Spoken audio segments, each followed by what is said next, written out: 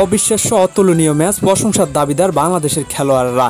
কি অবাক করা খেলা দিলেন আজ শ্রীলঙ্কার বিপক্ষে, যেখানে শ্রীলঙ্কাকে রেকর্ড পরিমাণ রানে হারিয়েছে বাংলাদেশ। তবে প্রশংসা করতে হবে লিটন কুমার দাস এবং শামীম পাটোয়ারির। দলের যখন শুরু থেকে হতাশাজনক ব্যাটিং, সেখানে লিটন দাস আর শামীম পাটোয়ারি দলের হাল ধরেন। লিটন আর শামীমের উপর ভর করে দলটা এগিয়ে যায়। লিটন দাস ৭৬ রানে ফিরেন আর শামীম ৪৮ রানে ফিরেন। দুইজনের ব্যাটিংয়ে শ্রীলঙ্কাকে ১৭৮ রানের টার্গেট দেন বাংলাদেশ। আর শ্রীলঙ্কায় ১৭৮ রানের টার্গেট নিতে গিয়ে মাত্র ৯৪ রানে অল আউট হয়ে যায়। বাংলাদেশে করেন রেকর্ড। শ্রীলঙ্কাকে রেকর্ড পরিমাণ হারানোর একমাত্র কারিগর ছিল বাংলাদেশি বোলাররা, তবে ব্যাটাররা কম ছিলেন না।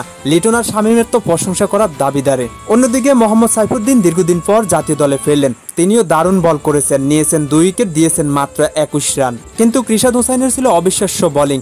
৩ ওভার ২ বলে মাত্র ১৮ রান দিয়ে নিয়েছেন ৩ উইকেট। রিশাদের প্রশংসা করেছেন দলের ক্যাপ্টেন লিটন কুমার দাস।